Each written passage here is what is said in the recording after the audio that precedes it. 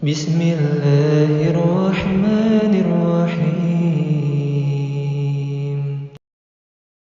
Amalan khusus dalam menyambut tahun Islam atau Hijriah pada malam Syuro atau Muharram, seperti ada sebagian yang mengkhususkan untuk minum susu atau minum madu, berpesta-pesta dan yang lainnya. Para jamaah Bapak Ibu, di dalam syariat ajaran Islam, petunjuk Al-Quran dan Sunnah, tidak ada amalan secara khusus dalam menyambut yaitu bulan Muharram ataupun tahun baru Hijriah ataupun bulan Syuro. Artinya di dalam ajaran Islam, baik itu tahun baru atau tidak, kita hanya diperintahkan sama Allah untuk terus banyak beribadah. Jadi nggak ada urusan masalah minum susu, ya, minum madu atau makan makanan yang khusus, itu tidak ada secara khusus. Jadi baik para Nabi Muhammad SAW, para sahabat atau yang lain, tidak ada hal-hal yang khusus dalam perbuatan ibadah ketika menyambut bulan Muharram. Apalagi khusus sholat malam, sholat tahajud, ataupun sedekah khusus, tidak. Jadi bagaimana Ustaz caranya? Ya sudah, baik itu malam tahun baru Hijriah, Muharram atau bulan Syuro atau tidak, Allah perintahkan hanya apa? Perbanyak ibadah, itu aja. Yang biasa tahajud, tahajud ditambah, ya. Yang biasa baca Quran, perbanyak baca Qurannya. Yang biasa ngaji, tambah semangat ngajinya. Yang biasa sedekah, perbanyak lagi sedekahnya. Seperti itu.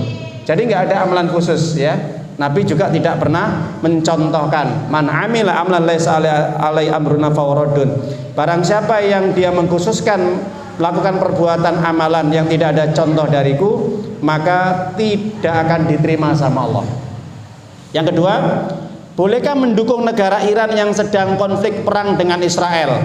Wah, ini siapa yang mendukung Pak Bu ini? Ada yang dukung Iran ini, yang duduk di sini. Harus kita dudukkan persoalan.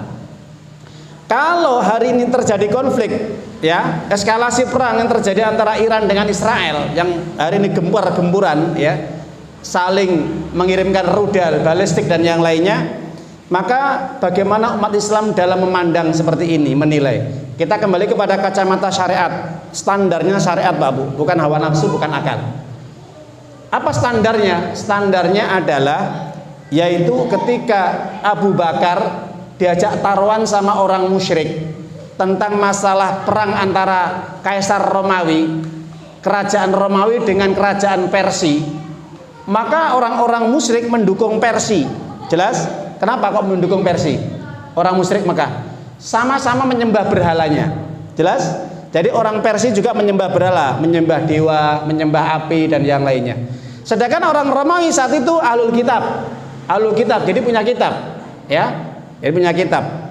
Maka saat itu orang musyrik ngajak taruhan kepada Abu Bakar, maka Abu Bakar mengiyakan. Berapa batas untuk masalah ini? Dibatasi 5 tahun. Dilihat cuma 5 tahun, ternyata apa? Romawi kalah, Pak Bu. Romawi kalah dengan Persia. Ketika hal ini disampaikan kepada Nabi Muhammad SAW, maka dia mengatakan, kenapa tidak kamu tambah saja batas taruhannya sampai 10 tahun? Maka Persia akan hancur lebur dengan Romawi. Betul Pak Bu. Ketika diulang kembali, diajak untuk taruhan, ya, satu walau bisa apakah taruhan itu haram atau tidak, tapi intinya hanya ini menjelaskan tentang pertarungan antara kerajaan besar Kaisar Romawi dengan kerajaan Persia. Nah, setelah 10 tahun, maka yang terjadi apa Pak Bu? Romawi kembali mengalahkan Persia. Yang menang apa? Romawi. Nah, maka terkait dengan masalah ini, Abu Bakar dukung Romawi. Dalam arti sama-sama Alkitab. Dia tidak setuju dengan yaitu Persia. Kenapa? Karena Persia, Raja Kisra ini penyembah dewa. Ya, jadi terkait dengan masalah ini Bapak Ibu yang dimulakan Allah SWT, Iran memang terkenal dengan Syiahnya. Maka kalau kita melihat situasi seperti itu, kita lihat apakah Iran yang mungkin kita dukung atau didukung itu dia ada bentuk pembelaan terhadap umat Islam yang sekarang hari ini dijajah oleh Israel. Jadi perang itu atas nama apa? Kalau atas nama negara pribadi masing-masing tidak usah didukung, karena sama-sama kufarnya. Syiah, Iran itu negara Syiah, sedangkan Israel negara ajaran sama-sama syiriknya, Talmud, pakai kita Talmudnya itu ya. Ya itu orang-orang kafir lah itu. Lah kalau Iran itu dia itu menyerang Israel atas nama pembelaan terhadap umat Islam di Palestina, kita dukung. Kita dukung. Kenapa? Lepas daripada agamanya apa, keyakinannya apa, itu tidak usah dipermasalahkan. Yang penting selama dia membela kehormatan umat Islam di Palestina, membela ya negara Palestina supaya merdeka, maka kita dukung. Yang sekarang dijajah oleh Israel. Maka Rasulullah mengatakan dalam hadis apa Pak Bu? Al muslim akhul muslim. Orang muslim itu saudara muslim yang lainnya. La yadlimuhu wa la yahdiluhu wa la yuhaqqiruhu.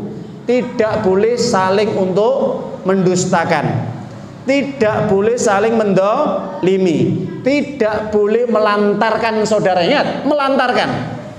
Jadi kalau ada negara Iran yang hari ini perang dengan Israel, dia perang atas nama membela Palestina, umat Islam yang hari ini dibantai, dijajah oleh Israel, maka kita dukung serangan Iran. Tapi kalau perang itu hanya dia atas nama agama atau karena urusan-urusan dunia, tidak ada pembelaan terhadap Palestina atau negara Islam atau saudara muslim, maka kita tidak usah dukung. Kenapa? Karena agamanya bukan Islam. Itu pandangan secara hukum syariat. Oke, wallahu bisawab. Kalau ada hal-hal yang kurang berkenan nanti bisa kita diskusikan setelah kajian ini. Itu yang kami sampaikan sebatas kemampuan saya. Wallahu alam bisawab, karena masih banyak kesalahan-kesalahan, kekurangan dalam penyampaian kita di majelis ini. Kalau ada benarnya datangnya dari Allah, kalau ada salahnya itu datangnya dari setan, dan saya pribadi yang banyak kesalahannya, banyak kekurangannya, dan saya istighfar kepada Allah dan minta maaf. Wallahu a'lam bishawab. Kita akhiri majelis ini dengan bacaan hamdalah. Alhamdulillahirabbil alamin. Subhanaka Allahumma wa bihamdika asyhadu an la ilaha illa anta astaghfiruka wa atubu ilaik. Assalamualaikum warahmatullahi wabarakatuh. Ayyuhalladzina amanu ittaqullaha haqqa tuqatih wa la tamutunna